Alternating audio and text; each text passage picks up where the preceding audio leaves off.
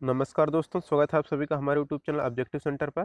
इस वीडियो में हम लोग पढ़ेंगे चतुर्थ स्ट्रोक पेट्रोल तथा डीजल इंजन के बारे में, यानी कि 4 stroke petrol engine and 4 stroke diesel engine के बारे में हम लोग अध्ययन करेंगे।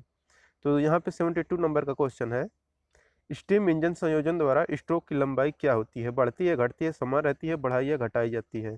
तो देखिए, स्टीम इंजन संयोजन द्वारा स्ट्रोक की लंबाई घटती है, तो यहाँ पे हमारा बी आंसर करेक्ट हो जाएगा। और एकल विस्तार चरण में भाप को कंडेंस करने के लिए उच्च दाब भाप विस्तारित होता है, तो एक बड़े स्ट्रोक लंबाई की जरूरत पड़ सकती है, अतः कई स्टीम इंजन संयोजन द्वारा स्ट्रोक की लंबाई घट जाती है।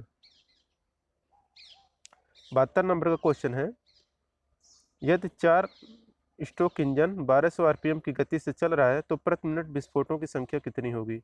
देखिए, प्रति मिनट विस्फोटों की जो संख्या आएगी वह 600 होगी। कैसे होगी, आइए हम लोग देख लेते हैं।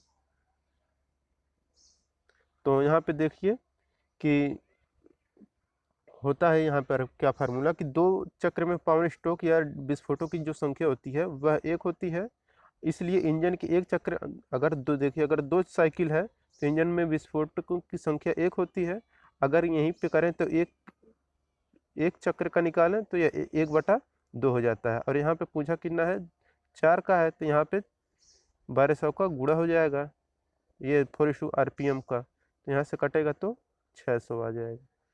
तो ये हमारा 600 करेक्ट आंसर हो जाएगा। क्यों होता है ऐसा? तो देखिए, इंजन में 4 स्ट्रोक में केवल एक वर्किंग या पावर स्ट्रोक होता है। इसका अर्थ है कि 4 बार पिस्टन रैखिक गति या पश्चाग्र गति में क्रैंकशाफ्ट के 2 चक्कर लगते हैं। पावर स्ट्रोक में पिस्टन कैसे चलता है? तो देखिए, पावर स्ट्रोक में जो पिस्टन रहता है वह अंदर से बाहर की ओर चलता है। तो अंदर से बाहर की ओर पावर स्ट्रोक में पिस्टन चलता है, यानी कि इनर डेड सेंटर से आउटर डेड सेंटर की ओर चलता है।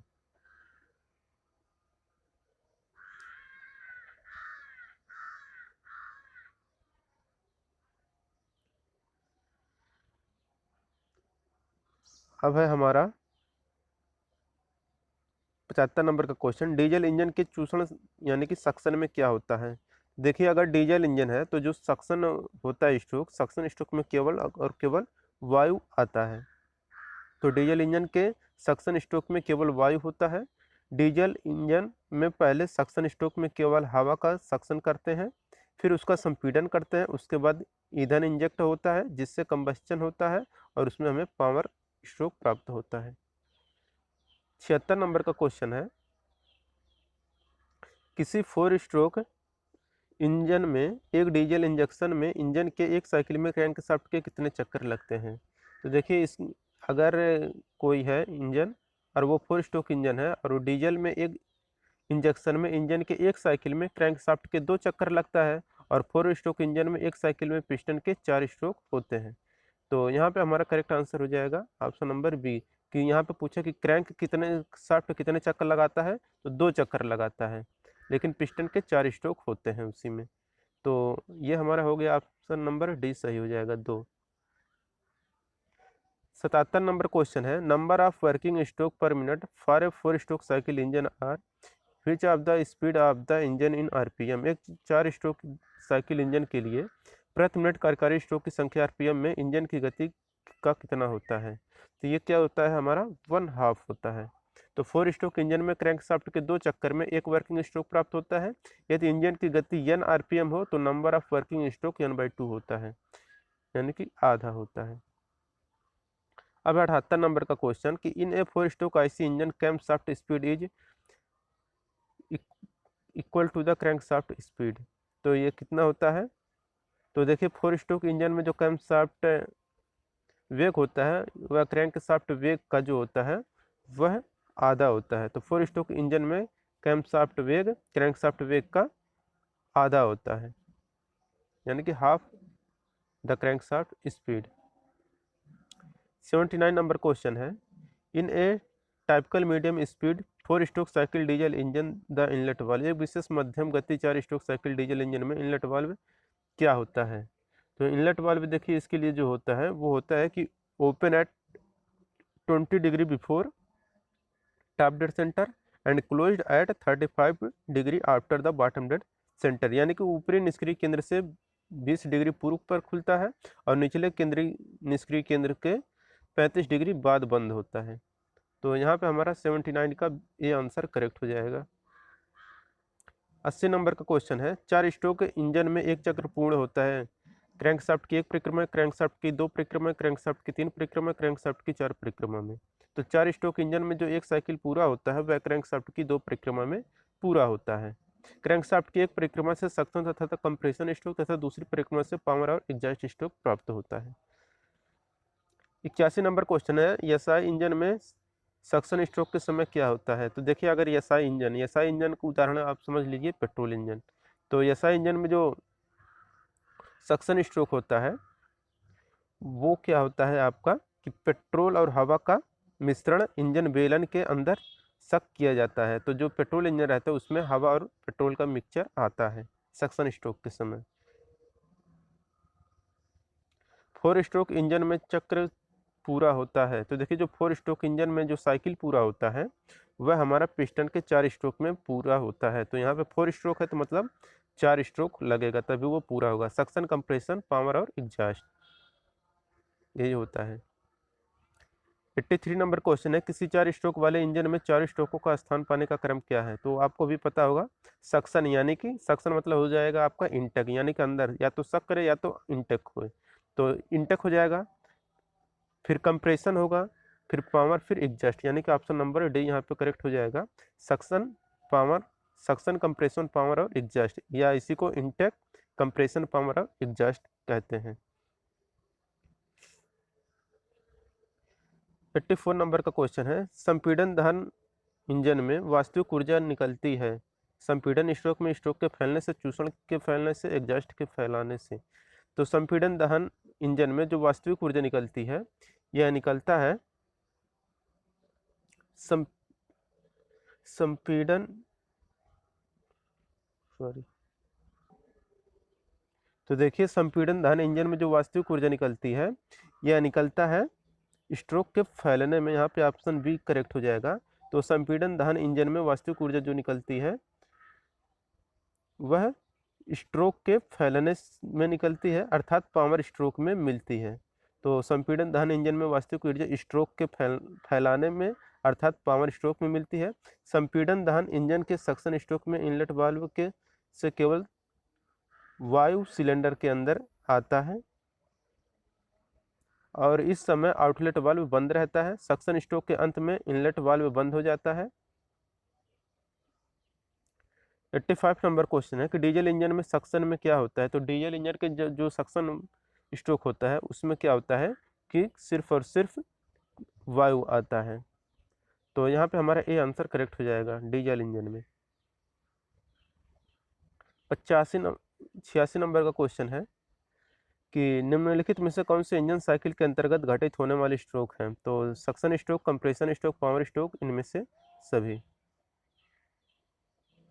तो इंजन साइकिल के अंतर्गत घटित होने वाला जो स्ट्रोक होता है वह रहता है सक्शन, कंप्रेशन, पावर और एग्जॉस्ट भी होता है। तो यहाँ पे डी आंसर करेक्ट हो जाएगा, इनमें से सभी। चतुर्थ इंजन में चक्र पूरा होता है। तो देखिए, जो चतुर्थ घात अगर इंजन है यानी कि 4 स्ट्रोक इंजन है तो उसमें जो साइकिल पूरा होता है वह पूरा होता है पिस्टन के 4 स्ट्रोक में। तो पिस्टन का 4 स्ट्रोक में क्या होता है कि ये 4 स्ट्रोक पूरा होते हैं। ये कौन कौन से होते हैं। तो suction stroke, compression stroke, power stroke और एग्जॉस्ट स्ट्रोक, यही होते हैं 4। 88 नंबर क्वेश्चन है, आईसी इंजन डीजल इंजन में चूषण स्ट्रोक के समय क्या होता है। तो आईसी डीजल इंजन में सक्शन स्ट्रोक के दौरान क्या होता है कि पवन मात्र इंजन बेलन के अंदर चूषित किया जाता है। तो यानी कि हवा का मात्र इंजन बेलन के अंदर चूषित किया जाता है। डीजल इंजन में सिर्फ और सिर्फ एयर का सक्शन होता है। 89 नंबर क्वेश्चन है कि दबे मिश्रण को जलाना किस स्ट्रोक के अंतर्गत आता है। तो ऑप्शन है power stroke, suction stroke, exhaust stroke, compression stroke. तो दबे मिश्रण को जलाना जिस स्ट्रोक के अंतर्गत आता है वो रहता है पावर स्ट्रोक। तो दबे मिश्रण को जलाना पावर स्ट्रोक के अंतर्गत आता है। इस स्ट्रोक में प्रवेश तथा निकास वाल्व दोनों बंद होते हैं और संपीड़न स्ट्रोक के पूर्ण होने से थोड़ा पहले ही विद्युत स्पार्क द्वारा गर्म संपीड़ित चर्म का प्रज्वलन किया जाता है और स्ट्रोक के अंत में पिस्टन पुनः बॉटम डेड सेंटर स्थिति में आ जाता है। कंप्रेशन स्ट्रोक में पिस्टन कैसे चलता है? तो देखिए, अगर कंप्रेशन स्ट्रोक है तो उसमें जो पिस्टन चलता है बॉटम डेड सेंटर से टॉप डेड सेंटर की ओर। तो यहाँ पे देखिए, अगर ये पिस्टन है, ऊपर तो हमारा टॉप डेड सेंटर होता है, नीचे हमारा बॉटम। सक्शन स्ट्रोक के दौरान जो रहता है पिस्टन टॉप डेड सेंटर से बॉटम डेड सेंटर की ओर आता है, कब? सक्शन स्ट्रोक के समय। लेकिन जब यही कंप्रेशन होता है तो कंप्रेशन में क्या होता है कि बॉटम डेड सेंटर से टॉप डेड सेंटर की ओर जाता है, तब यहाँ पे क्या होगा? कंप्रेशन होगा। तो बॉटम डेड सेंटर से टॉप डेड सेंटर की ओर कंप्रेशन स्ट्रोक होता है। पावर स्ट्रोक में दबे मिश्रण को क्या किया जाता है? तो देखिए, पावर स्ट्रोक में दबे हुए जो मिश्रण रहते हैं उनको हम लोग जलाते हैं पावर स्ट्रोक में। तो यहाँ पे हमारा बी आंसर करेक्ट हो जाएगा। और इससे हमें क्या होती है? ऊर्जा मिलती है और पिस्टन टीडीसी की तरफ से बीडीसी की ओर जाता है और पावर स्ट्रोक को कारकारी स्ट्रोक के नाम से भी जानते हैं हम लोग। अब 92 नंबर का क्वेश्चन है, निम्नलिखित में से किस स्ट्रोक के दौरान इंजन सिलेंडर में प्रवेश वायुमंडलीय प्रेशर की अपेक्षा कम होता है? इंडक्शन, कंप्रेशन, पावर और एग्जॉस्ट। तो जिस स्ट्रोक के दौरान इंजन सिलेंडर में प्रेशर वायुमंडलीय प्रेशर की अपेक्षा कम होता है वह हमारा होता है सक्शन स्ट्रोक, या इसी को हम लोग बोलते हैं इंडक्शन स्ट्रोक भी, किसी किसी बुक में नाम दे दिया है। तो यहाँ पे इंडक्शन या इसी को हम लोग बोलते हैं सक्शन स्ट्रोक। तो पेट्रोल इंजन में जो होता है उसमें जो सक्शन स्ट्रोक या इंडक्शन स्ट्रोक के दौरान इंजन में सिलेंडर में प्रवेश जो प्रेशर होता है वायुमंडलीय प्रेशर की अपेक्षा कम होता है और सिलेंडर में निर्वात उत्पन्न हो जाता है। अतः वायुमंडलीय दाब के कारण इनलेट वाल्व खुल जाता है और कार्बोरेटर से पेट्रोल एवं वायु का मिश्रण इंजन सिलेंडर में प्रवेश कर जाता है। तो याद रखिएगा, यहाँ पे इंडक्शन, इसी को हम लोग सक्शन भी बोलते हैं। तो पेट्रोल इंजन में सक्शन स्ट्रोक या इंडक्शन स्ट्रोक के दौरान इंजन सिलेंडर में प्रेशर वायुमंडलीय प्रेशर की अपेक्षा कम होता है। 93 नंबर क्वेश्चन है कि 4 स्ट्रोक डीजल इंजन में शक्ति चक्र इंजन के 4 स्ट्रोक में ही पूर्ण होता है।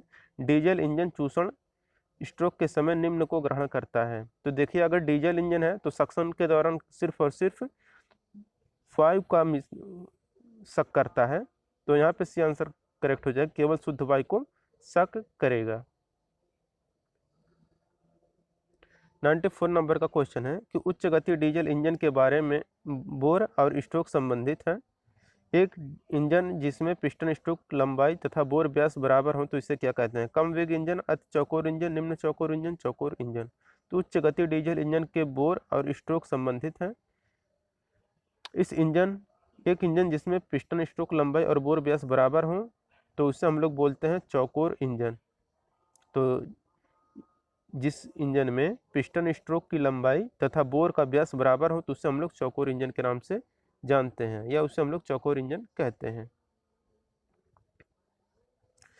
सिलेंडर में पिस्टन सक्शन स्ट्रोक के समय टॉप डेड सेंटर से किधर चलता है? तो देखिए, पिस्टन अगर सक्शन है तो सक्शन में देखिए क्या होता है कि सक्शन अगर करेगा तो ऊपर टॉप डेड सेंटर, नीचे बॉटम डेड सेंटर। तो चलेगा किधर?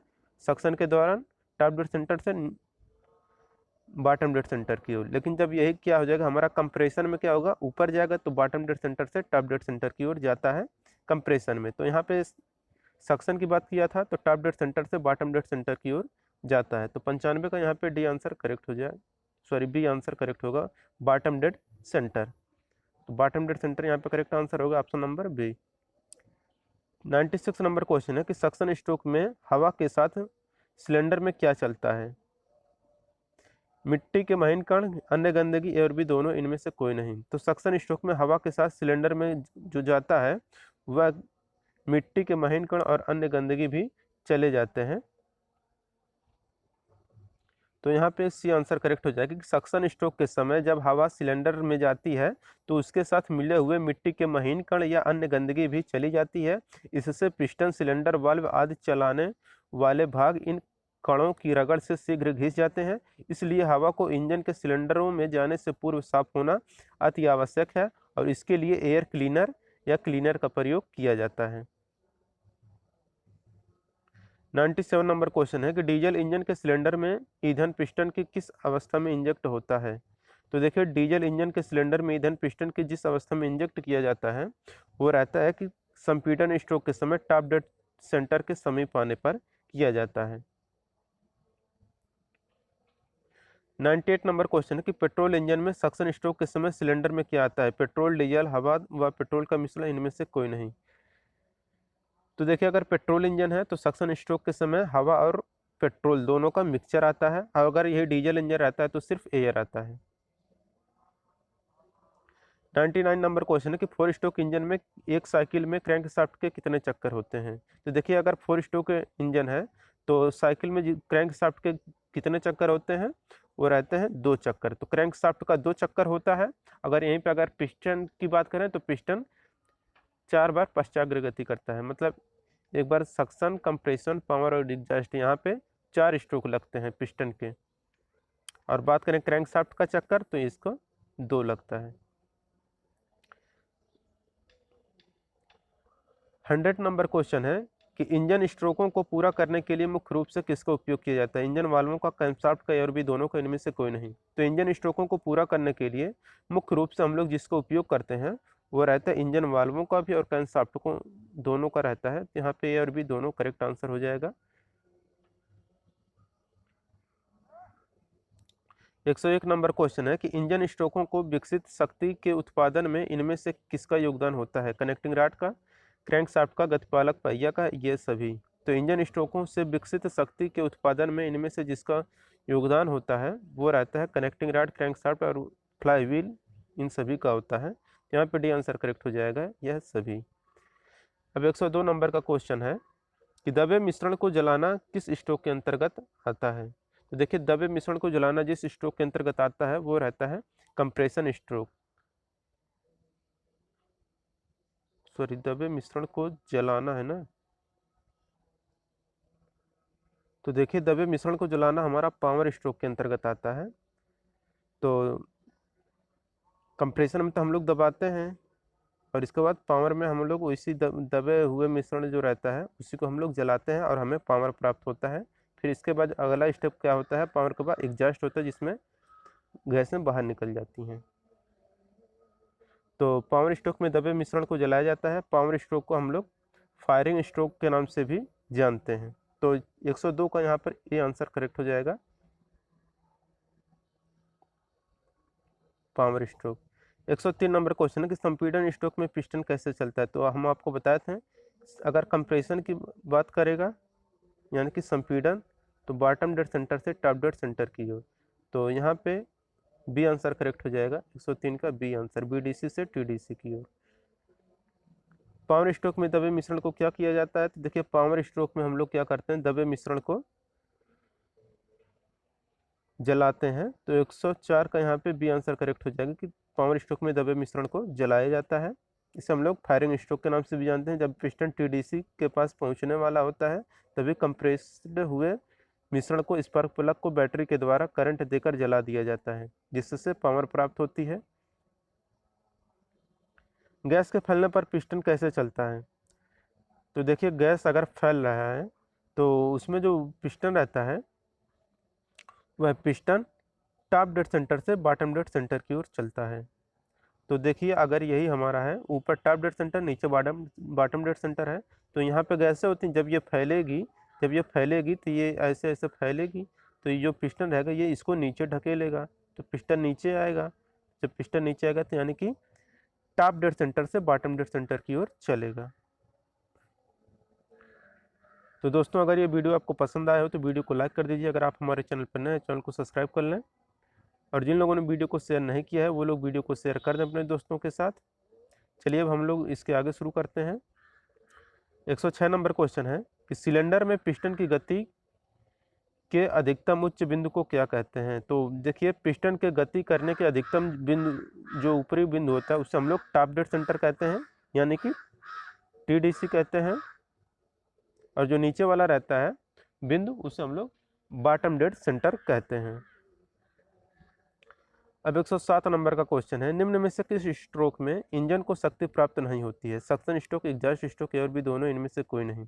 तो देखिए इंजन को जो शक्ति प्राप्त नहीं होती है जिस स्ट्रोक से, वो रहता है हमारा ना तो सक्शन में प्राप्त होता है ना तो एग्जॉस्ट में प्राप्त होता है। तो यहाँ पे हमारा सी आंसर करेक्ट हो जाएगा, ए और बी दोनों। 108 नंबर क्वेश्चन है कि कंप्रेशन स्ट्रोक के दौरान डीजल इंजन के सिलेंडर में क्या दबाया जाता है? डीजल ईंधन, शुद्ध वायु, हवा ईंधन मिश्रण, पेट्रोल। तो कंप्रेशन स्ट्रोक के दौरान अगर डीजल इंजन है तो उसको में सिलेंडर को हम लोग जो दबाते हैं वह शुद्ध एयर रहता है। तो यहाँ पे हमारा बी आंसर करेक्ट हो जाएगा। कंप्रेशन स्ट्रोक के दौरान डीजल इंजन के सिलेंडर में शुद्ध हवा को दबाया जाता है, क्योंकि संपीड़न स्ट्रोक में पिस्टन बॉटम डेड सेंटर से टॉप डेड सेंटर की ओर चलता है, जिससे दहन कक्ष का दाब बढ़ जाता है, जिस कारण दहन कक्ष में उपस्थित वायु का संपीड़न होता है और ताप में वृद्धि होती है और तब डीजल सिलेंडर में प्रवेश कर जाता है और वैसे ही जल जाता है।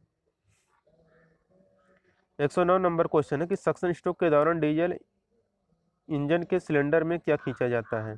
तो देखिए डीजल इंजन है तो सक्शन स्ट्रोक के दौरान हम लोग सिर्फ और सिर्फ एयर को सक करते हैं। तो 109 का यहाँ पे बी आंसर करेक्ट होगा। 110 नंबर क्वेश्चन है कि सक्शन स्ट्रोक के दौरान पेट्रोल इंजन में खींचा गया चार्ज कैसा होता है? तो देखिए सक्शन स्ट्रोक के दौरान पेट्रोल इंजन में जो हम लोग चार्ज खींचते हैं वो हमारा रहता है एयर और पेट्रोल का मिक्सचर होता है। और यही अगर यहाँ पे डीजल की बात करता है तो डीजल में सिर्फ और सिर्फ एयर आता है। चित्र में एक चार स्ट्रोक इंजन के सिलेंडर ब्लॉक को दर्शाया गया है, यक्स के लिए क्या सही है? तो यहाँ पे कह रहा है कि यक्स के लिए क्या सही है। तो ये जो यक्स है क्या है? तो ये क्रैंक शाफ्ट बियरिंग होता है। तो यहाँ पे बियरिंग लगा होता है तो ये क्रैंक शाफ्ट बियरिंग होगा। तो यहाँ पे हमारा बी आंसर करेक्ट हो जाएगा। 112 नंबर क्वेश्चन है, एक चार स्ट्रोक साइकिल में एक स्ट्रोक के दौरान सिलेंडर में दबाव वायुमंडलीय दबाव की अपेक्षा कम होता है या स्ट्रोक होता है? Induction stroke, compression stroke, power stroke, exhaust stroke. तो एक चार स्ट्रोक साइकिल में एक स्ट्रोक के दौरान सिलेंडर में दबाव वायुमंडलीय दाब की अपेक्षा कम होता है और यह स्ट्रोक जो होता है वह इंडक्शन स्ट्रोक होता है। 113 नंबर क्वेश्चन है, यदि एक 4 स्ट्रोक इंजन प्रति मिनट 1000 चक्कर लगाता है तो प्रति मिनट पावर स्ट्रोक की संख्या कितनी होगी? देखिए इसके लिए जो संख्या आएगी वह हमारा 500 आरपीएम आएगा। कैसे आएगा आइए हम लोग देख लेते हैं। तो देखिए यहाँ पे कह रहा है यदि एक चार स्ट्रोक इंजन में तो यहाँ पे एन का मान कितना दिया है? 1000 दिया है। कह रहा है इसलिए 4 स्ट्रोक इंजन में प्रति मिनट कैम शाफ्टों की जो संख्या होती है वह, तो 4 स्ट्रोक के लिए जो कैम शाफ्टों की संख्या होती है, चक्रों की संख्या, वह n/2 होती है। तो n/2 करेंगे तो n का मान हमारा 1000 दिया है और उसको आधा करेंगे तो ये हमारा 500 आ जाएगा आरपीएम। 114 नंबर क्वेश्चन है, निम्नलिखित में से किस कारण स्ट्रोक की लंबाई बढ़ जाती है? पिस्टन को छोटा कर देना, कनेक्टिंग रॉड को लंबा कर देना, क्रैंक शाफ्ट की थ्रो बढ़ा देना, गजन पिन को क्रैंक शाफ्ट के नज़दीक मूव कर देना। तो जिस कारण स्ट्रोक की लंबाई बढ़ जाती है उसका मेन रीजन होता है क्रैंक शाफ्ट की थ्रो बढ़ा देना। तो क्रैंक शाफ्ट की थ्रो बढ़ा देने के कारण स्ट्रोक की लंबाई बढ़ जाती है और इंजन में पिस्टन द्वारा टॉप डेड सेंटर से बॉटम डेड सेंटर तक तय की गई दूरी को हम लोग स्ट्रोक कहते हैं। एक सिंगल सिलेंडर इंजन जिसकी क्रैंक के प्रत्येक 2 चक्रों में एक पावर स्ट्रोक होता है तो उसे हम लोग क्या कहते हैं कि वह क्या कहा जाता है कि वह किस साइकिल पर कार्य कर रहा है? तो देखिए एक सिंगल सिलेंडर इंजन जिसकी क्रैंक के प्रत्येक 2 चक्रों में एक पावर स्ट्रोक होता है तो उससे हम लोग क्या कहते हैं? 4 स्ट्रोक साइकिल पर कार्य कर रहा है।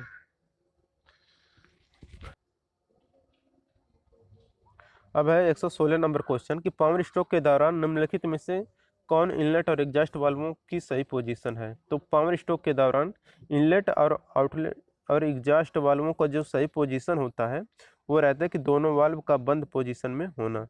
तो पावर स्ट्रोक में वो जो रहते हैं इनलेट वाल्व और आउटलेट वाल्व दोनों बंद होते हैं पावर स्ट्रोक के दौरान दोनों बंद होते हैं, इनलेट वाल्व और आउटलेट वाल्व दोनों बंद होते हैं। अब है 17 नंबर का क्वेश्चन, एक इंजन में स्ट्रोक की लंबाई होती है। तो देखिए एक इंजन में जो स्ट्रोक की लंबाई होती है वह क्रैंक की थ्रो का 2 गुना होता है। अगर इसी को अन्य शब्दों में कहें तो इंजन में पिस्टन द्वारा टॉप डेड सेंटर से बॉटम डेड सेंटर तक तय की गई दूरी को हम लोग स्ट्रोक कहते हैं और यह क्रैंक की थ्रो का 2 गुना होता है। एक इंजन का स्ट्रोक होता है, तो अभी हम आपको बताएं कि जो इंजन का स्ट्रोक होता है वह टॉप डेड सेंटर से बॉटम डेड सेंटर के बीच की दूरी होती है, वही होता है हमारा स्ट्रोक। तो ये हमारा बी आंसर करेक्ट हो जाएगा। एक 4 स्ट्रोक इंजन की क्षमता 2.4 लीटर है। एक सिलेंडर का स्वेप्ट आयतन कितना होगा? ये होगा हमारा 600 सेंटीमीटर क्यूब होगा। तो यहाँ पे देख सकते हैं कि इंजन की जो धारिता होता है V D equal to V S into N होता है। V D equal to 2.4 litre दिया है, और लीटर को जो हम लोग सेंटीमीटर क्यूब में बदलेंगे तो 1000 से गुणा हो जाएगा। तो V D equal to 2400 centimeter cube आ जाएगा। एन का मान 4 दिया है, तो 2400 equal to V S into 4 हो जाएगा। तो V S equal to 600 centimeter cube आ जाएगा। 120 नंबर का क्वेश्चन है, एक 4 स्ट्रोक इंजन कितने चक्रों में एक पावर स्ट्रोक उत्पन्न करता है? तो देखिए जो 4 स्ट्रोक इंजन होता है यह क्रैंक शाफ्ट के 2 चक्रों में पावर स्ट्रोक उत्पन्न करता है। 2 पावर मतलब कि एक 4 स्ट्रोक इंजन में क्रैंक शाफ्ट के 2 चक्रों में एक पावर स्ट्रोक उत्पन्न होता है। सक्शन स्ट्रोक में हवा के साथ सिलेंडर में क्या चला जाता है? तो देखिए मिट्टी के महीन कण और अन्य गंदगी दोनों चला जाता है। तो यहाँ पे हमारा सी आंसर करेक्ट हो जाएगा, और भी दोनों। और इसी मिट्टी के महीन कण और अन्य गंदगी को बचाने के लिए हम लोग एयर क्लीनर या क्लीनर का प्रयोग करते हैं, ताकि ये सब सक्शन स्ट्रोक के दौरान सिलेंडर में ना जाए, जैसे कि मिट्टी के महीन कण और अन्य गंदगियाँ। 122 नंबर क्वेश्चन है कि टू स्ट्रोक इंजन में प्रथम स्ट्रोक में क्या होता है? तो देखिए टू स्ट्रोक इंजन में प्रथम स्ट्रोक में जो होता है वो रहता है हमारा सक्शन और कंप्रेशन। तो टू स्ट्रोक इंजन है तो उसमें सक्शन और कंप्रेशन प्रथम स्ट्रोक में होगा, और द्वितीय स्ट्रोक में पावर और एग्जॉस्ट होता है। 123 नंबर क्वेश्चन है कि सिलेंडर में ऊपरी सीमा तथा निचली सीमा क्या कहलाती है? तो सिलेंडर की जो ऊपरी सीमा होती है टॉप डेड सेंटर, निचली सीमा जो होती है वह बॉटम डेड सेंटर कहलाता है। 124 नंबर क्वेश्चन है कि टू स्ट्रोक इंजन में पोर्ट का प्रयोग किया जाता है चार्ज करने के लिए, पावर स्ट्रोक के लिए, ताज़ा ईंधन आने व जली गैसों को निकालने के लिए, उपरोक्त में से कोई नहीं। तो टू स्ट्रोक इंजन में पोर्ट का जो हम लोग प्रयोग करते हैं वह करते हैं कि ताज़ा ईंधन आने व जली गैसों को निकालने के लिए करते हैं। 125 नंबर क्वेश्चन है, यदि इंटेक स्ट्रोक के दौरान हवा के बहाव का प्रतिरोध हो तो वह क्या होगा? तो यदि इंटेक स्ट्रोक के दौरान हवा के बहाव का अगर प्रतिरोध है तो वह इंजन की पावर को कम कर देता है, क्योंकि यदि हवा के मार्ग में उपस्थित प्रतिरोध के कारण सिलेंडर में हवा कम मात्रा में प्रवेश करेगी, जिससे ईंधन का पूर्ण दहन नहीं हो पाएगा, फलतः इंजन से प्राप्त पावर की मात्रा घट जाएगी। इस अवरोध को दूर करने के लिए प्रत्येक सिलेंडर में 2 इंटेक वाल्व का प्रयोग करें तथा एयर फिल्टर को साफ रखें। 126 नंबर क्वेश्चन है, निम्न में से किस प्रकार के इंजन में अधिकतम ईंधन कार्यकुशलता होती है? तो देखिए इंजन में अधिकतम ईंधन कार्यकुशलता की बात कर रहा है तो होता है रेडियल इंजन में। तो रेडियल प्रकार के इंजन में अधिकतम ईंधन कार्यकुशलता प्राप्त होती है। रेडियल इंजन है क्या? तो यह एक इस प्रकार के इंजन में जो सिलेंडर होती हैं उसको रेडियली व्यवस्थित किया जाता है, और इस प्रकार इंजन छोटा, हल्का और सुदृढ़ होता है, और इन इंजनों का प्रयोग प्रायः वायुयान में किया जाता है। 127 नंबर क्वेश्चन है, निम्न में से किस प्रकार के इंजन में अधिकतम लंबी शाफ्ट होती है? Opposite engine, radial engine, inline engine, we engine. तो जिस इंजन में अधिकतम लंबी शाफ्ट होती है वह इनलाइन इंजन होता है। नाम से स्पष्ट है कि एक लाइन में सब होते हैं। इनलाइन इंजनों में सिलेंडर को एक सीधी रेखा में एक के बाद एक रखकर व्यवस्थित किया जाता है। इस प्रकार की बनावट का प्रयोग प्रायः ऐसे इंजनों के लिए किया जाता है जिसमें अधिकतम 8 सिलेंडर तक हो। 128 नंबर क्वेश्चन है, निम्न में से कौन सा कंडीशन 4 स्ट्रोक डीजल इंजन के इंटेक स्ट्रोक के बारे में सही नहीं है? तो कहता है कि पिस्टन बीडीसी से स्टार्ट होता है, ये गलत ऑप्शन है यही। तो यहाँ पे 128 का बी आंसर ही करेक्ट हो जाए कि 4 स्ट्रोक डीजल इंजन में इंटेक स्ट्रोक में पिस्टन टॉप डेड सेंटर से बॉटम डेड सेंटर जाता है। तो यहाँ पे ये ऑप्शन नंबर बी यहाँ पे गलत हो जाएगा, यही सही नहीं है। तो यहाँ पे बी आंसर करेक्ट होगा यही। 129 नंबर क्वेश्चन है, निम्न में से किस स्ट्रोक के दौरान इंजन सिलेंडर में प्रेशर वायुमंडलीय प्रेशर की अपेक्षा कम होता है? सक्शन, कंप्रेशन, पावर और एग्जॉस्ट। तो जिस स्ट्रोक के दौरान इंजन सिलेंडर में प्रेशर वायुमंडलीय प्रेशर की अपेक्षा कम होता है वो रहता है सक्शन स्ट्रोक के दौरान। तो सक्शन स्ट्रोक के दौरान जो इंजन सिलेंडर होता है उसमें जो प्रेशर होता है वह वायुमंडलीय प्रेशर से कम होता है सक्शन स्ट्रोक के दौरान। 130 नंबर का क्वेश्चन है, यदि एक single cylinder 2 stroke engine 2000 RPM पर घूमता है तो प्रति मिनट पावर स्ट्रोकों की संख्या कितनी होगी। देखिए इसके लिए जो होगा वह होगा 2000। तो यदि एक सिलेंडर 2 स्ट्रोक इंजन 2000 साइकिल पर मिनट पर घूमता है तो प्रति मिनट पावर स्ट्रोकों की संख्या 2000 होगी। तो 2 स्ट्रोक इंजन की एक साइकिल पिस्टन के 2 स्ट्रोक या क्रैंक शाफ्ट के एक चक्कर में पूरी होती है, अतः क्रैंक शाफ्ट जितनी चक्कर लगाएगा पावर उतना ही अधिक प्राप्त होगा। 131 नंबर क्वेश्चन है कि 4 स्ट्रोक साइकिल का निम्न में से कौन सा सही क्रम है। तो देखिए suction compression power of exhaust होता है, तो suction compression power of exhaust यहाँ पे ऑप्शन नंबर सी दिख रहा है, यही हमारा बी सी आंसर करेक्ट हो जाएगा। Suction compression power of exhaust यही होता है 4 स्ट्रोक साइकिल इंजन का सही क्रम। 132 नंबर क्वेश्चन है, यदि एक 4 स्ट्रोक इंजन प्रति मिनट 1000 साइकिल लगाता है तो प्रति मिनट पावर स्ट्रोकों की संख्या कितनी होगी। तो देखिए 4 स्ट्रोक अगर इंजन है तो प्रति मिनट अगर 1000 चक्कर लगाता है तो पावर स्ट्रोकों की संख्या कितनी आएगी, 500 आएगी। क्यों? क्योंकि इसमें जो होता है पावर स्ट्रोक होता है क्रैंक शाफ्ट का चक्कर का आधा होता है। तो यहाँ पे n/2 हो जाएगा, यानी कि 1000/2 यानी कि 500 करेक्ट आंसर हो जाएगा। एक 4 स्ट्रोक इंजन में कितने साइकिल में एक पावर स्ट्रोक उत्पन्न होता है क्रैंक शाफ्ट के।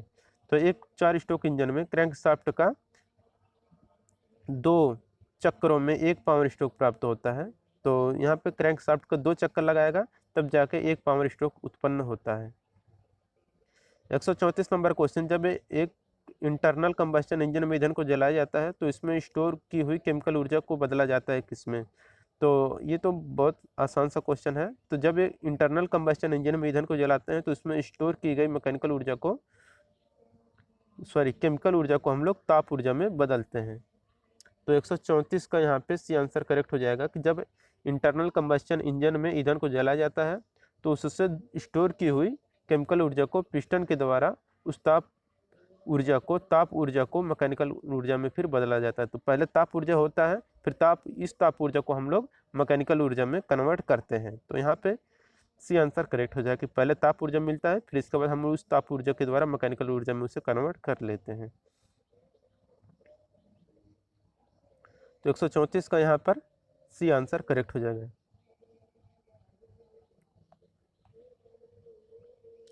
इंजन स्ट्रोकों को पूरा करने के लिए मुख्य रूप से किसका उपयोग किया जाता है। इंजन वाल्वों का, क्रैंकशाफ्ट का, एयर भी दोनों को, इनमें से कोई नहीं। तो इंजन स्ट्रोकों को पूरा करने के लिए हम लोग मुख्य रूप से किसका उपयोग करते हैं, इंजन वाल्व और क्रैंकशाफ्ट दोनों को यूज करते हैं। यहाँ पे सी आंसर करेक्ट हो जाएगा, एयर भी दोनों। अब 136 नंबर क्वेश्चन है कि इंजन स्ट्रोकों से विकसित शक्ति के पारिस्थित में इनमें से किसका योगदान होता है। कनेक्टिंग रॉड का, क्रैंकशाफ्ट का, पिस्टन का, इन सभी का। तो इसमें जो मेन योगदान होता है कनेक्टिंग रॉड, क्रैंकशाफ्ट और पिस्टन इन सभी का होता है। यहाँ पे डी आंसर करेक्ट हो जाएगा, यह सभी। 137 नंबर क्वेश्चन कि संपीड़न स्ट्रोक में पिस्टन कैसे चलता है, ऊपर की ओर, बीडीसी से टीडीसी की ओर, नीचे की ओर, और भी दोनों। तो संपीड़न स्ट्रोक यानी कि कंप्रेशन स्ट्रोक में जो पिस्टन चलता है वह